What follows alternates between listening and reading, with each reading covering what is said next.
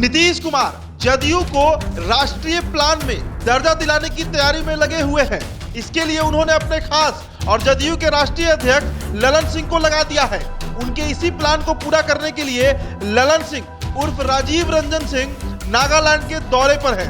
राष्ट्रीय दर्जा हासिल करने के लिए जदयू 27 फरवरी को होने वाले नागालैंड विधानसभा चुनाव लड़ने की तैयारी कर रहा है। पार्टी के राष्ट्रीय अध्यक्ष ललन सिंह ने 29 और 30 जनवरी को पूर्वोत्तर राज्यों का दौरा किया है और बिहारी मतदाताओं के साथ साथ नागालैंड के लोगों का विश्वास जीतने के प्रयास में 2 बैक टू बैक रैलियों को संबोधित भी किया है।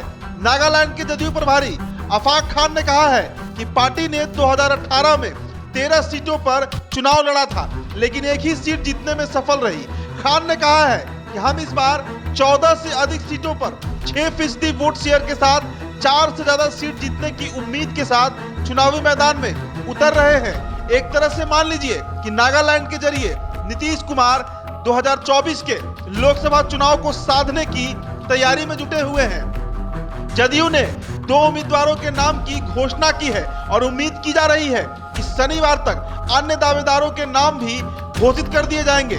वर्तमान में जदयू को बिहार, अरुणाचल प्रदेश और मणिपुर में एक राज्य पार्टी के रूप में मान्यता प्राप्त है। यदि पार्टी को 3 से अधिक सीट या 6% वोट प्राप्त होता है तो वह स्वतः ही राष्ट्रीय दर्जा प्राप्त कर लेगी। 2003 में जदयू ने 2 सीट और 5.8% वोट जीते थे, लेकिन 2008 में पार्टी की एक भी सीट जीतने में नाकाम रही थी। 2013 और 2018 में उसे एक सीट पर जीत मिली थी।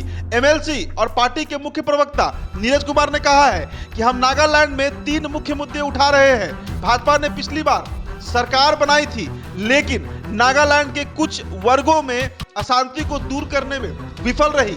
वह क्षेत्र में शांति स्थापित करने में विफल रही है।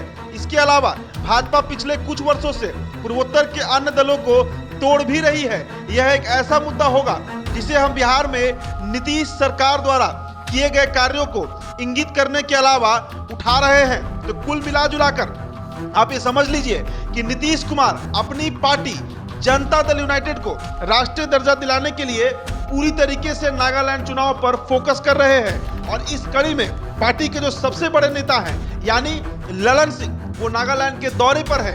2 सभा को उन्होंने संबोधित भी किया है।